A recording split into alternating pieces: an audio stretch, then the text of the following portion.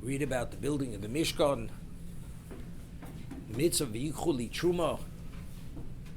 They should tithe their possessions specifically for the Mishkan, the materials that were needed for the Mishkan. Chazal tell us that although there was a promise to Avram Avinu, after being there 210 years to go out great wealth, the material that was used for the Mishkan was not the wealth they took out of Egypt, but rather it was specifically the Bizas Hayam, the spoils of the sea, which were greater than the spoils of Egypt. That was reserved for the Binyan HaMishkan, for the building of the Mishkan. Needed a tremendous amount of wealth. Now the question is, if you read Chazal, the Gemara, that the least amount of wealth any Jew took out of Egypt were 10 donkeys that were laden with gold and silver. I mean, such a level of wealth, it's not enough to tithe that and build a Mishkan. HaKadosh Baruch Hu had to give Bizas Hayam, the spoils of the sea that were even greater than Bizas Mitzrayim, to build a Mishkan. Why?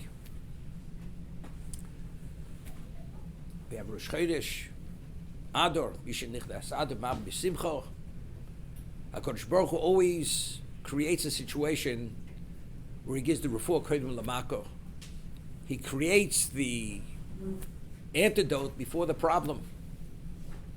We find that Haman Harosha, he had given 10,000 talents of silver to seal the fate of the Jews, to bring about a decree of lahashmil agra la'abed, to annihilate every man, woman, and child. But HaKadosh Baruch Hu gave us a mitzvah of machzeh shekel.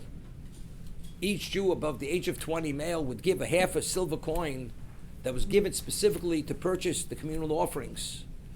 So the mitzvah of machzeh shekel had preceded Haman's tremendous amount of wealth that he had given to seal the fate of Jews, had negated Haman's plot and plan to destroy the Jews. So the machzeh shekel was the refuah kodim lamako, was there in place to undermine and negate whatever Haman's intent was, regardless of the amount of wealth. That's the Gemara. The reason why we built a Mishkan, Osli Migdosh Ushachat B'Socham, because we were disenfranchised because of the Chet Egel. Moshe supplicated Hashem. The first tablets were broken, the first luchos. We were given luchos shnios, which was on Yom Kippur, and then we were given the task to build a Mishkan, because Hashem will no longer dwell directly in our midst. It has to come through a medium. Osli Migdosh Ushachat B'Socham, it's through the medium of the Mishkan will he dwell in our midst. But this was the ultimate rachmim.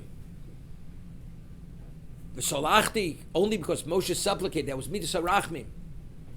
But as much as there's rachmim, if we are undeserving or we don't behave properly, immediately activates a kitrug, a prosecution. And if there's prosecution, things become complicated. What would have been after Moshe comes down with the Luchos Shnios, we're forgiven. Hashem says, now, to fully reinstate the relationship, we need a Mishkan. The cost is enormous. It's going to cost you a certain percentage of your wealth. And the Jew says, give us a day to think it over. Or there's any degree of hesitation. This is the ultimate. HaKadosh Baruch Hu was going to destroy you. He did not only not destroy you, he wants to fully reinstate you. Now you're hesitating not to be fully reinstated because of the material value that you have to relinquish to give up for this. Look at the opportunity. HaKadosh Baruch Hu doesn't want that scenario ever to play out. So therefore, in advance, he gives us an enormous amount of wealth. The Bizas Hayam, which is greater than the Bizas Mitzrayim.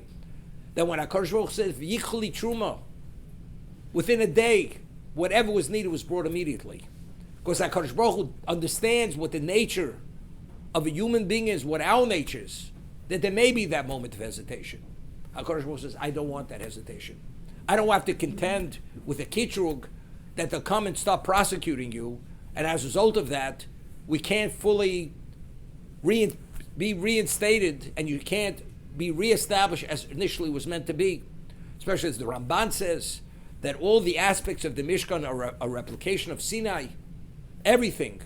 Symbolically, it's a replication of Sinai.